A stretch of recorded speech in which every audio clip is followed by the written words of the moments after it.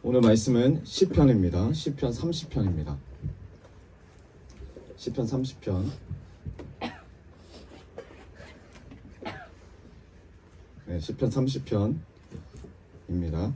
1절만 같이 읽어보겠습니다. 1절, 2절 이렇게 같이 읽어보겠습니다. 시편 30편 1절에서 2절.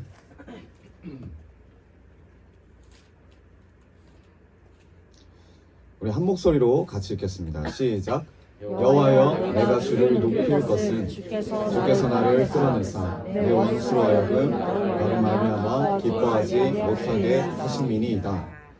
여호와 내 하나님이여, 내가 주께 부르짖음에 나를 고치셨나이다. 아멘. 네, 오늘 말씀의 제목은 하나님의 건져주심을 기억하라입니다. 하나님의 건져주심을 기억하라. 네, 오늘 말씀 시작하기 전에 잠시 광고를 드리도록 하겠습니다. 네, 이번 주 주일 예배 끝나고 우리가 예배 후에 우리가 사도행전 우리가 다 끝났잖아요. 그 사도행전 퀴즈를 할까 합니다. 네. 이때까지 여러분들 잘 묵상하신 그 부분을 다시 한번 묵상하시면 되고, 그러니까 팀별로 할 거고, 이제 그거에 대한 팀에 대한 관련된 거는 조만간 공지를 해드리도록 하겠습니다. 네. 공부라고 생각하지 마시고 네, 하나님이 사도행전을 통해서 주시고자 하는 그 목적을 붙잡으시면 돼요. 네, 아시겠습니까? 네, 혼자 가지 않습니다. 같이 공동체와 함께 승리하거나 공동체와 함께 죽거나 한 몸으로 가니까 그렇게 아시면 될 것 같습니다. 네, 오늘 말씀의 제목 하나님의 건져주심을 기억하라. 여러분 기억하고 계십니까? 하나님이 건져주셨던 그 손길을 기억하세요? 우리가 이번에 추석이었잖아요. 추석 때 각 가정마다 예배를 드리신 줄 압니다. 네. 그 추석 때 드려지는 그 예배, 가정에서 드려지는 첫 예배, 어떠한 마음으로 그 예배 준비하셨어요?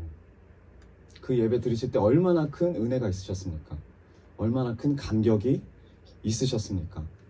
그동안 얼마나 간절히 기도하시고 얼마나 간절히 하나님 앞에 구하셨습니까? 그 예배잖아요. 그 예배, 이 감격을 잊지 않으시길 원해요. 네.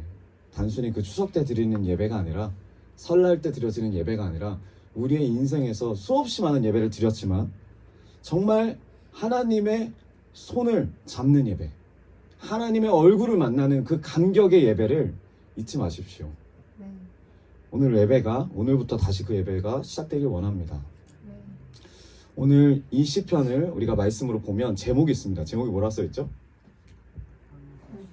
네, 그 앞에 네, 다윗의 시, 그 다음 성전 낙성가. 네, 성전 낙성가, 성전 낙성시입니다. 여러분, 근데 다윗이 성전을 낙성했나요? 낙성했다는 뜻이 뭐냐면 건물을 짓고 기념했다라는 의미입니다. 다윗이 성전을 지었습니까? 안 지었어요. 오늘 이상하죠. 다윗이 성전을 지은 적도 없는데 다윗이 지은 시인데 성전 낙성가래요. 낙성시라는 거예요. 우리가 다 알듯이 다윗은 성전을 짓고자 했지만 짓지 못했습니다. 그 아들 솔로몬이 짓게 되죠. 근데 성전을 짓지도 못했는데 낙성시라니 이게 무슨 말일까요? 무슨 뜻일까요? 아마 이 시는 다윗이 쓰기는 했지만 성전 낙성가를 목적으로 쓴 시는 아니에요. 하나님 앞에 그냥 고백을 했는데 나중에 이제 성전이 지어지고 난 후에, 솔로몬에 의해서 지어지고 난 후에 성전 낙성가로 불려진 것 같습니다. 그래서 성전 낙성가입니다. 도대체 이 시편 30편이 어떤 시길래 바울의 그냥 일상적인 고백이었지만 나중에 성전을 낙성할 때마다, 성전이 지어질 때마다 모든 민족들이, 이스라엘 백성들이 이 시를 부르게 되었을까? 바로 성전이 어떤 곳일까? 한번 생각해 보게 되는 그런 시입니다. 여러분, 성전이 어떤 곳입니까? 하나님 만나는 거 맞습니다. 다 마음속으로 같이 생각하고 계시죠? 성전 어떤 곳입니까? 네, 양천로 30길. 네, 성전은 하나님을 만나고 예배하는 곳이죠. 믿으십니까? 네, 예배하는 곳. 구약 성경을 보면 이 성전에서 예배하는 것, 성전에서 제사하는 것, 이 제사가 과연 무엇이냐는 거예요. 제사가 무엇이냐, 예배가 무엇이냐.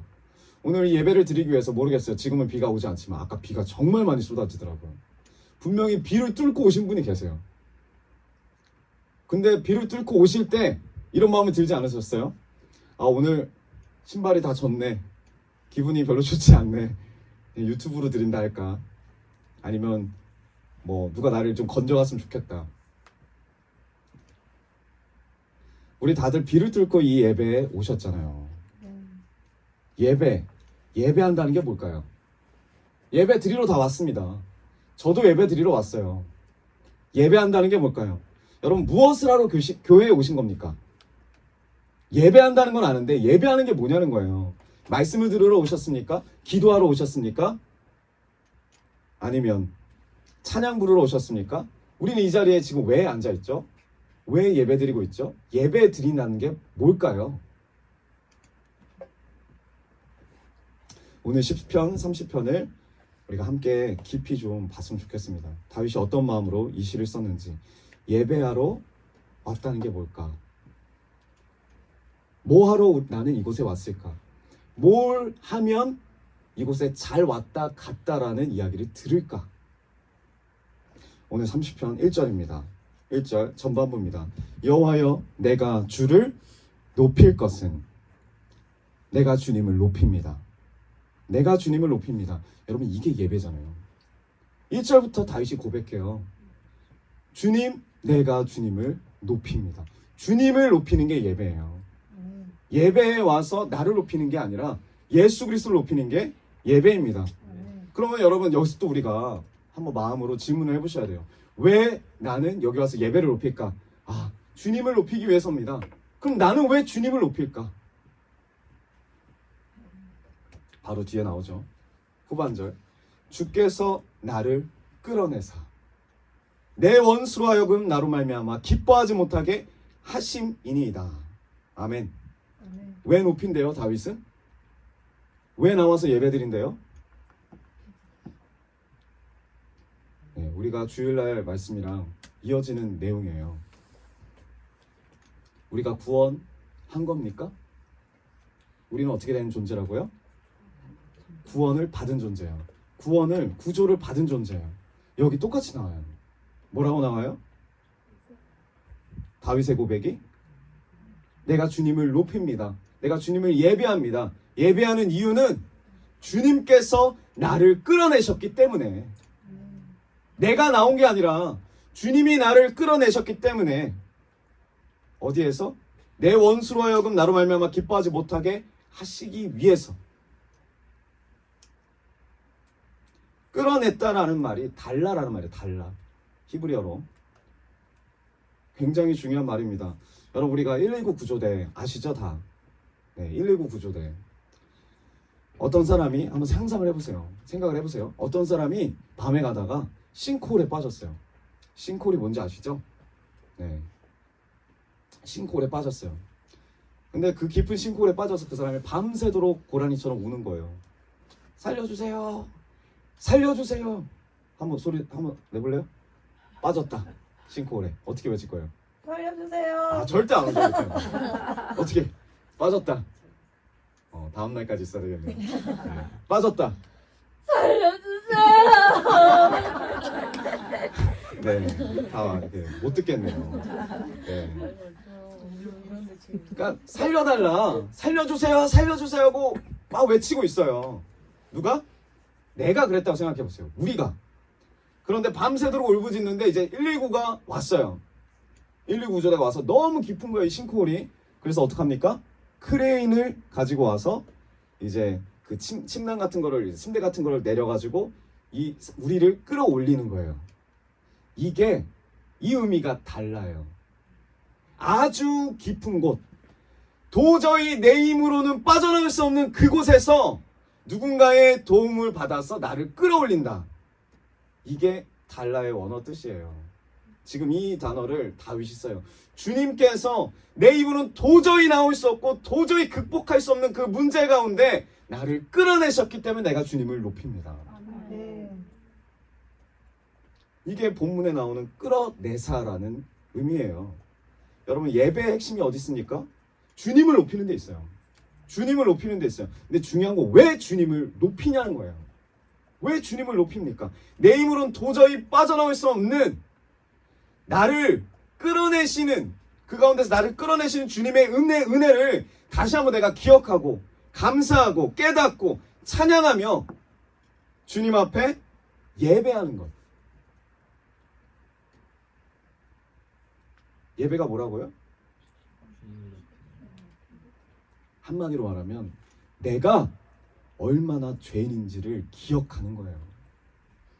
나는 도저히 나올 수가 없는 존재인데 주님이 끌어내셨기 때문에 내가 그 정도의 죄인인데 주님이 구조해 주셨기 때문에 내가 주님께 예배합니다.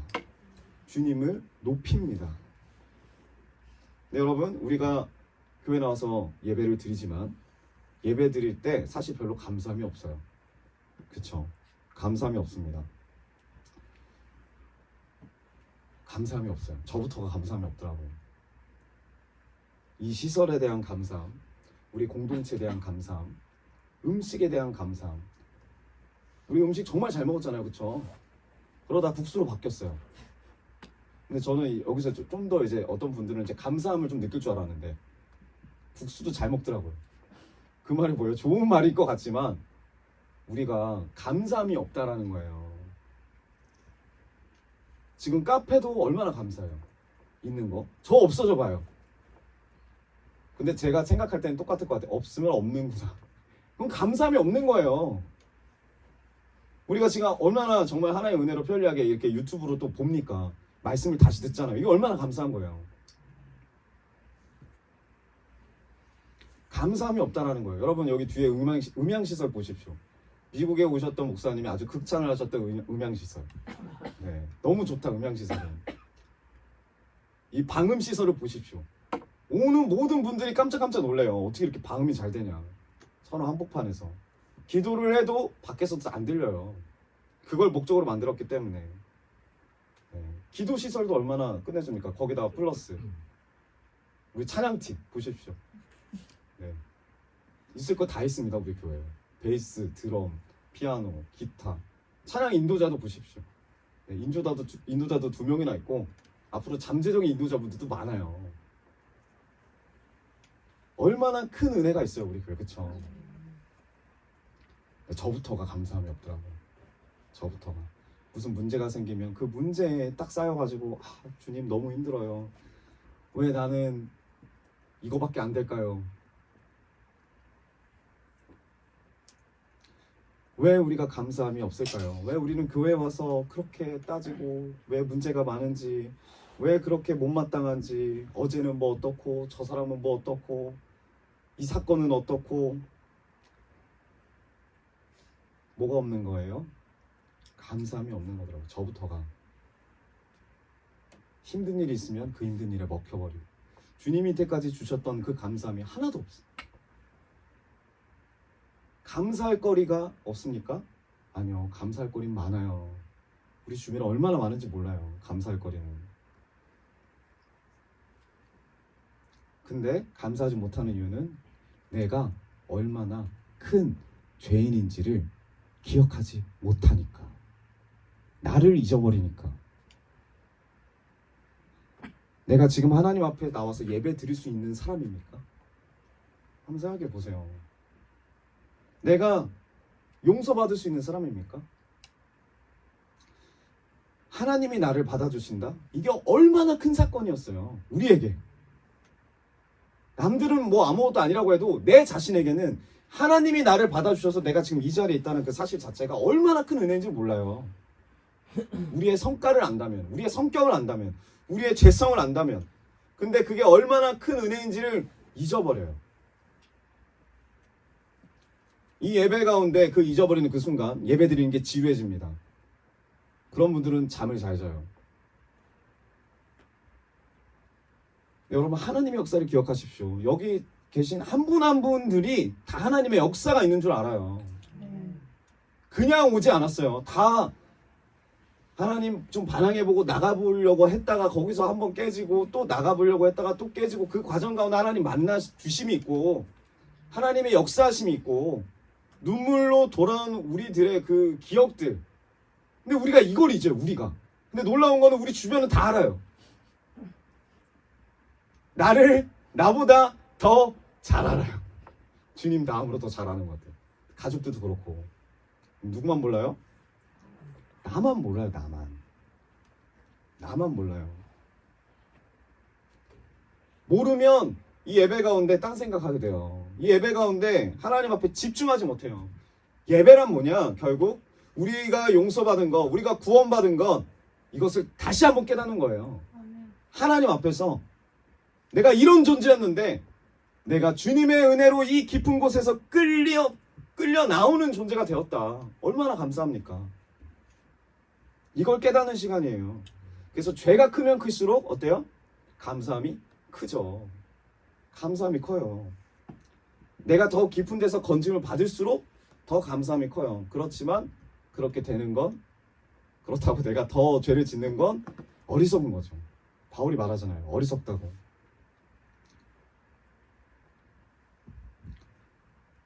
근데 내가 별로 죄인이라고 느끼지 못하는 사람이 있어요. 예배 드릴 때. 잊어버리는 거죠. 그런 사람은 어떻게 생각해요? 이 싱크홀에 빠졌을 때 소리 지르지 않아요. 제가 그런 케이스거든요. 네, 일본에서도 자전거 탈 때 절대 벨을 누르지 않아요. 피해 줄까봐. 네, 일본 사람들이 그래요. 그럴 것 같지 않아요? 그대? 그럴 것 같은데. 네, 일본 사람들은 앞에 사람이 있다. 내려야 된다, 열차가. 근데 꽉 10,000원이잖아요. 그럼 어떻게 할까요? 우리나라 샀으면 어떨 것 같아요? 저 내려요! 비켜요! 비켜요! 막 고함 지르잖아요. 일본 사람들은 제자리에서 이러고 있어요. 이러고. 네. 비켜주세요. 네. 진보 전사님하고 저하고 일본 갔을 때 막 그런 상황이 되면 저는 뭐 하고 있을까요? 제자리에서 전 이러고 있고 진보 전사님 큰 소리를 외치는 거죠. 나갈게요. 네. 이게 왜 그러냐면 내가 이렇게 해도 할 수 있다고 생각하니까. 내가 할 수 없으면 그냥 막 발버둥 치는 거예요. 살려주세요. 도와주세요. 싱크홀에 빠졌는데 내가 할 수 있다. 그럼 절대 소리 지르지 않아요. 내가 문제에 빠졌는데 내가 할 수 있다. 절대 고함 지르지 않아요. 절대 기도하지 않아요. 어떻게 해요? 바락바락 힘을 내서 벽을 타고 올라가죠. 넘어지고 쓰러지고. 근데 50m 정도도 엄청 깊잖아요. 네. 근데 생각하는 거죠. 50m, 10m 가다가 좀 쉬면 되지. 자기가 그렇게 생각하는 거예요. 죄인이라고 느껴지지 않는 이유가 뭐냐면 예수님이 필요 없기 때문이에요. 왜? 내가 할 수 있으니까. 내가 이 싱크홀을 극복할 수 있으니까. 주님이 끌어서 당겨주시지 않아도 내가 올라갈 수 있는 거예요. 그러니까 이런 고백이 나올 수가 없어요. 다윗과 같은 고백이. 이런 사람이 감사할 수 있겠습니까? 감사할 수가 없죠. 내가 알아서 올라갈 텐데 왜 날 건져 귀찮게 해. 우리의 고백이 이러고 있다니까요. 제가 그 마지막 학기 때 너무나 힘들었어요. 시험 기간이었는데, 대학원 시험 기간이었는데 막 몇 시간 못 자고 있을 때 잠은 자야 돼요. 머리가 돌아가면 좀 잠을 자야 되지 않습니까? 그래서 잠을 딱 자려고 하는데 시간을 딱 맞춰놨어요. 알람을 몇 시에 딱 일어나려고. 그래서 잠을 딱 자는데 그때 은혜 사모가 나를 깨운 거예요. 이제 전사님이 일어나야 돼요. 좀 있으면 시험 시작해요. 그때 제가 어떻게 반응했을까요? 제가 어떻게 반응했냐면 이렇게 반응했어요. 내가 알아서 일어날 텐데 왜 깨우는 거예요? 내가 1분이라도 더 잘 수 있었는데, 내가 알람을 맞춰놨는데 그대가 깨워가지고 내 이 패턴이 망가졌다. 화를 냈어요. 짜증을 냈어요. 근데 여러분 나중에 보니까 그 알람이 안 맞춰져 있더라고요. 그러니까 안 깨웠으면 저는 못 일어났어요. 근데 저는 어떻게 생각하고 있어요? 내가 일어날 수 있대요.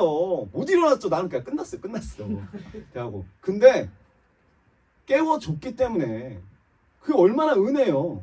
얼마나 감사함이에요. 내가 할 수 있고 내가 계획한 대로 살 수 있다고 생각하는 사람들은 저 포함해서 그렇게 하나님이 역사하실 때 귀찮아. 내가 할 수 있어. 반항하는 거예요. 그러면 감사할 수가 없어요.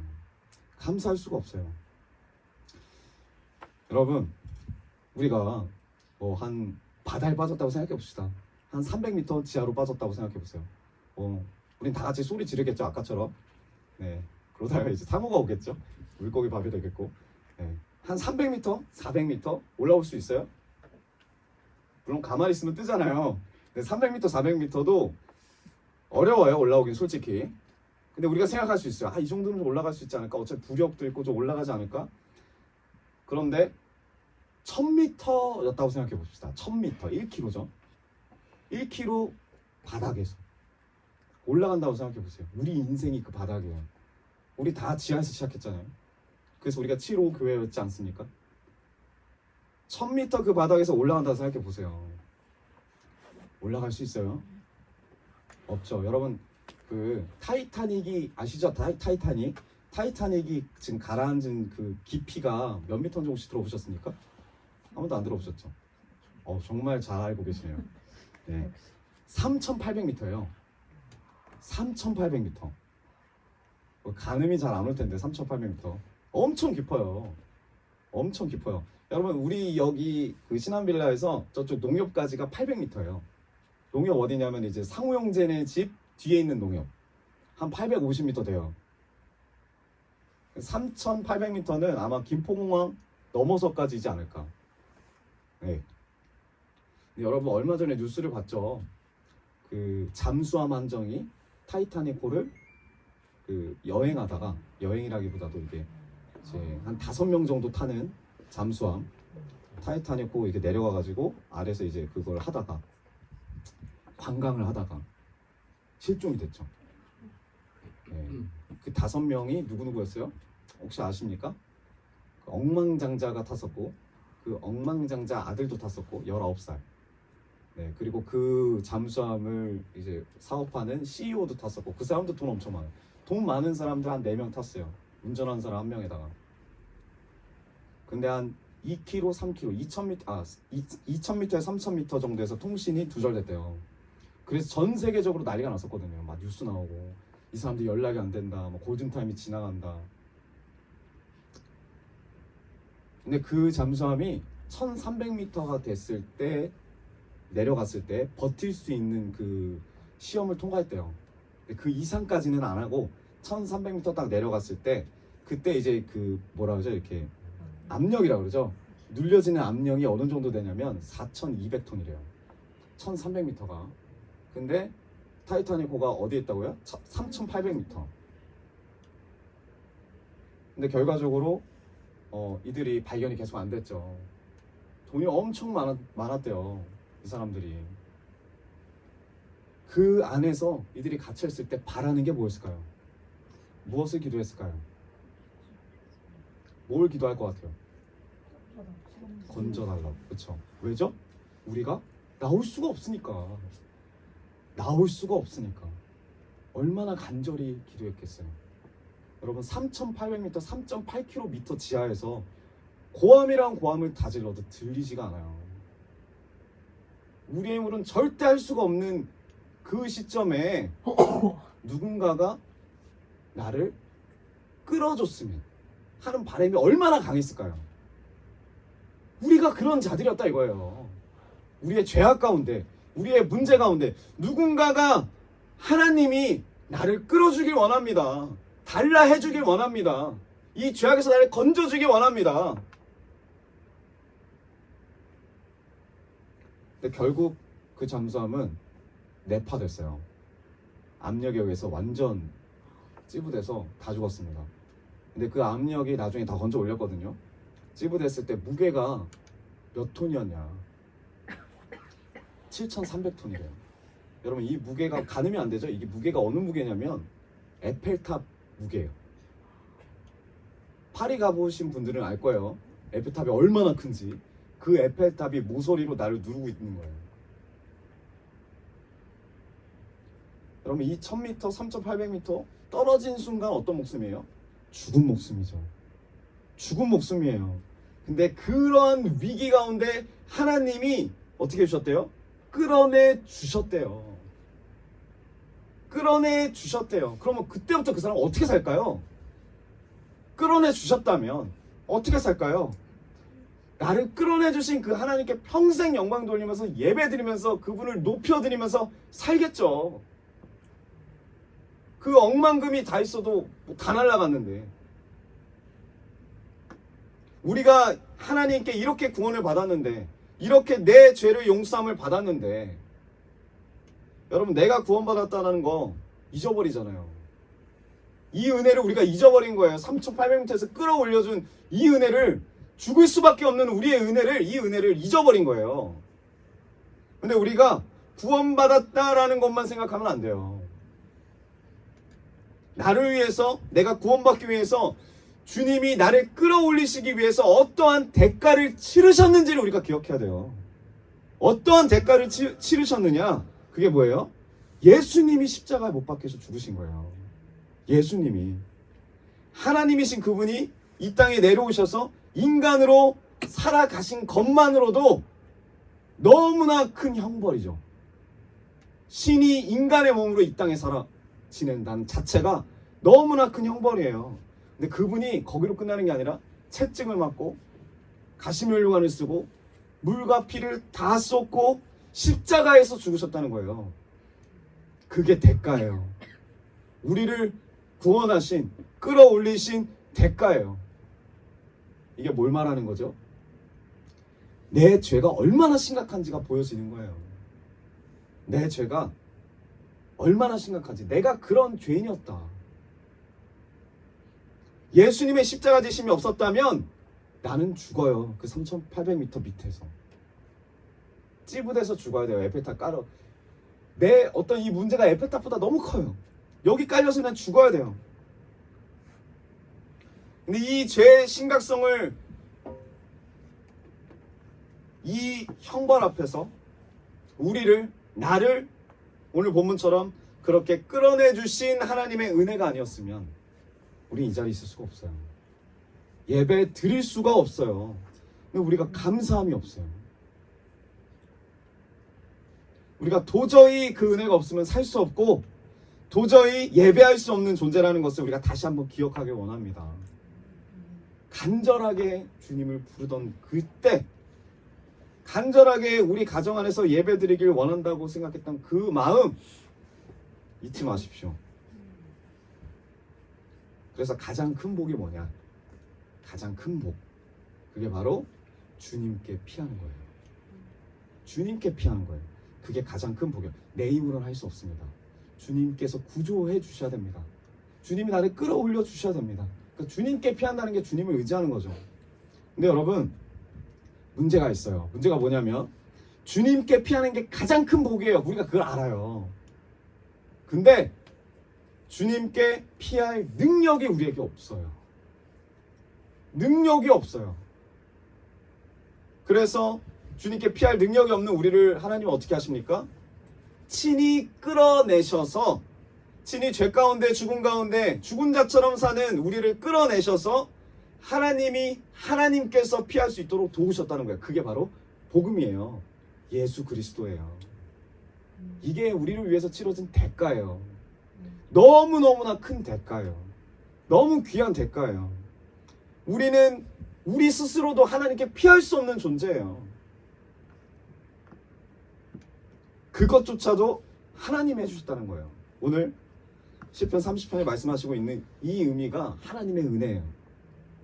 하나님이 우리에게 주시는 복이에요. 그럼 나를 끌어내셔서 그 다음 어떻게 해요? 뒷절이죠. 내 원수로 하여금 나로 말미암아 기뻐하지 못하게 하심이니이다. 여기서 말하는 원수가 누굽니까?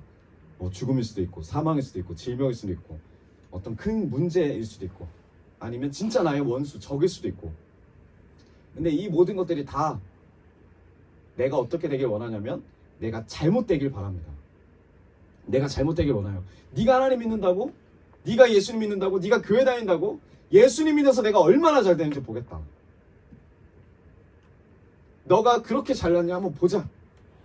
두고 보고 있어요. 이 원수들이. 수없이 많은 사람들이 우리를 지켜봅니다. 우리가 잘 되면 아무 말 안 해요. 근데 못 되면 어떻게 해요? 늑대같이 달려들어가지고 내가 그럴 줄 알았다. 네가 잘못된 길로 갈 줄 알았다. 하나님이 인다고 할 때부터 내가 알아봤다. 교회 다니는 거 별거 없다. 너는 잘못 믿고 있다. 손가락질하는 사람, 우리를 낙심과 절망으로 내모는 사람이 많아요. 수없이 많아요. 왜 그래요? 그 사람들이 하나님 모르기 때문이에요. 하나님을 모르기 때문이에요. 그 사람들은 돈이 신이고 건강이 신이고 명예가 신이고 술이 신이에요.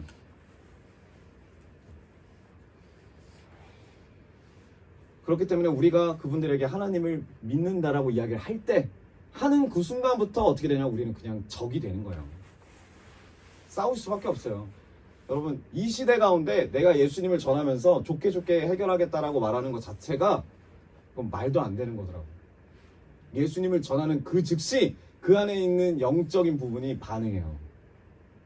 나를 적으로 봐요. 적으로 봐요. 그리고 말하는 거죠.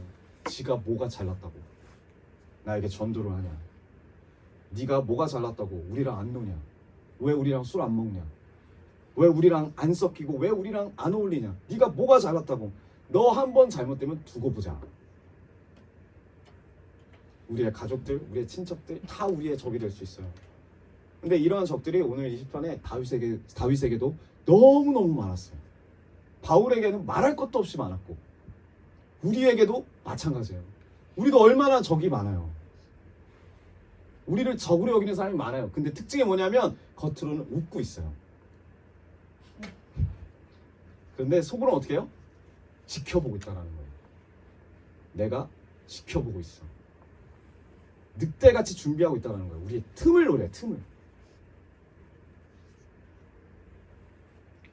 근데 지금 주님이 뭐라고 하시냐면, 다윗이 뭐라고 고백하냐면, 그런 원수들이 나로 말미암아 기뻐하지 못하게 하려고, 기뻐하지 못하게 하려고 하나님 뭐라 하셨대요? 나를 건져내셨대요. 나를 풀어내셨대요. 그래서 이 원수들의 수준에서 놀던, 매일같이 먹고 마시고 술 먹고 또 마시고 죽어가는, 그렇게 죽음 가운데로 흘러가는 나를 하나님께서 끌어내어 주셨대요. 그게 달라 하셨다는 거예요. 끌어내 주셨다. 내가 주님을 높여 올려드립니다. 주님께 예배합니다. 여러분, 이게 예배예요. 이게 우리의 신앙이에요. 이게 우리의 감사고 이게 성전 낙성가입니다. 이 마음으로 유대인들이 찬양한 거예요. 건져낼 수 없는 곳에서 건져내 주신 하나님, 그 하나님을 높여 올려드립니다. 이게 예배예요.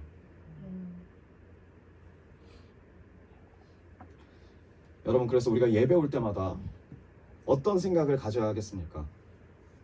생각하셔야 돼요. 내가 얼마나 죄인이었는지, 내가 얼마나 불쌍한 자였는지, 죽음으로 가는 그 자리에 제 1등석에 타가지고 KTX처럼 달려가던 나를 하나님이 건져주셨다는 거예요. 건져주시지 않았으면 내가 여전히 죄인으로 살 거고 아니면 죽었을 텐데, 나를 택하셔서 건져주셨다는 거예요. 나를 사랑하셔서 건져주셨다. 나를 구원해 주셨다.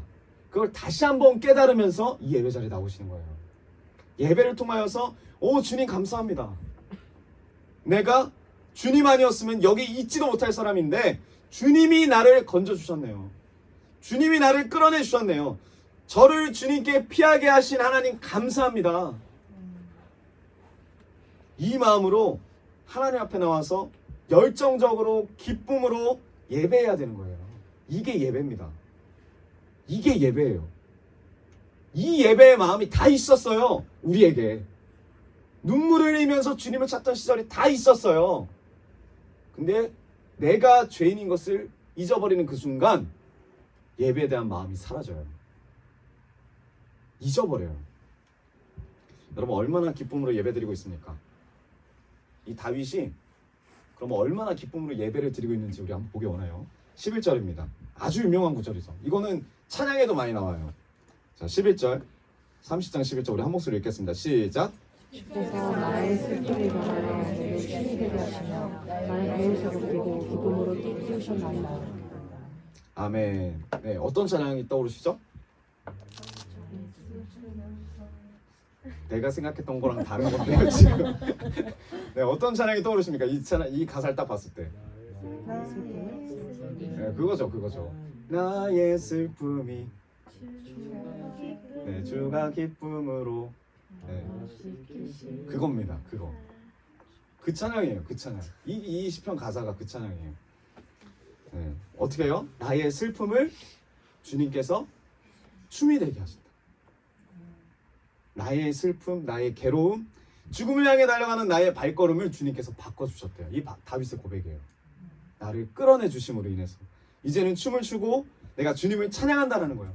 열정적으로 주님 앞에 예배를 드려도 지치지 않는데요.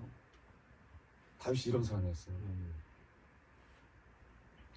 왜냐하면 주님이 아니었으면 나는 죽었을 텐데, 주님이 아니었으면 내가 이 자리에 있을 수가 없는데, 나는 사망 가운데 거할 텐데, 지금도 열등감에 쌓여가지고 원수들 가운데 틈에 껴가지고 비웃음을 당하면서 사단의 놀림감과 사단의 먹잇감으로 살고 있을 텐데, 그런데 그런 나를 주님이 도우셨구나.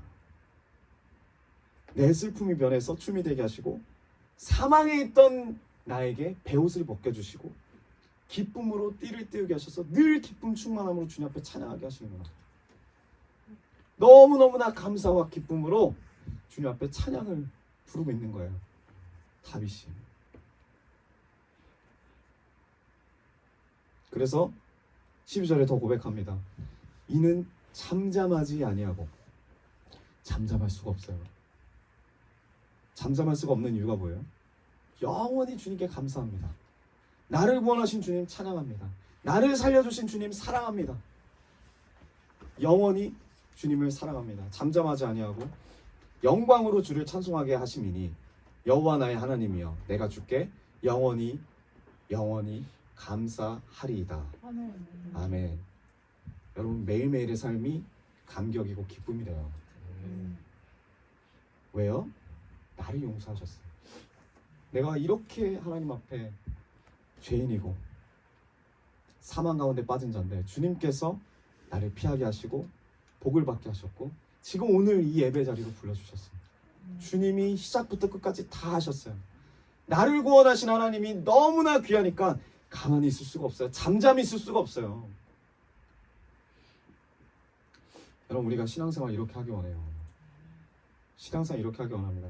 이제 매 시간 여러분 남 눈치 보지 마시고, 작은 교회일수록 더욱더 남 눈치를 보시더라고요. 찬양 부르실 때 손을 올리고 싶으면 올리세요. 네, 자신 있게 주님 앞에 고백하고 싶으면 소리 내서 고백하시고 눈치 보지 마시고 온 마음을 다해서 주님 앞에 나아가십시오. 물론 그렇게 하시지 그렇게는 안 하시지만 손만 들으시진 않겠지만 내 영혼을 하나님 앞에 드리세요. 주님 앞에 드리세요. 온 마음으로 온 열정을 다해서 온전히 주님께 예배하는 자, 그 예배자가 되기 원합니다. 그래서 저는 이 예배 드리고 나서 예배 드릴 때 여러분들이 다 순교하는 마음으로 예배 드렸으면 좋겠어요. 죄송합니다. 순교하는 마음. 순교하는 마음. 저도 그렇고 진표 전사님도 그렇고 여기서 설교 끝나고 나면 후들후들 거립니다. 다 쏟아내요. 다 쏟아내요. 여러분 편하게 들으시는 게 아니에요. 여러분도 다 쏟아내서 들으시고 다 쏟아내서 예배 드리셔야 돼요. 하나님 앞에 하나님을 그 마음으로 찾아야 돼요. 근데 예배 드릴 때 오늘 예배 끝나고 무슨 모임이 있지? 예배 끝나고 카페 때 뭐 먹지? 예배 끝나고 무슨 회의가 있더라? 예배 끝나면 뭐 해야 되는데 여러분 다 잊어버리십시오. 그게 중요하지 않아요. 무엇을 하면 어떻고 안 하면 어떻습니까? 오늘 이 예배가 내가 구원받는 증거가 되고 다시 한번 나를 불러주시고 나를 사랑하시고 하나님에 대한 나의 열정의 고백이 될 줄로 믿습니다. 아멘. 그 고백으로 예배 드리세요. 이제 아멘. 딴 생각하지 마시고 여러분 그 하나님께 온 마음을 다하여 예배하고 기뻐하면 얼마나 우리도 기뻐하겠지만 하나님도 기뻐하실까요? 네. 저는 모든 열정을 쏟아서 우리 글로벌전교회 성도님들이 예배하셨으면 좋겠어요.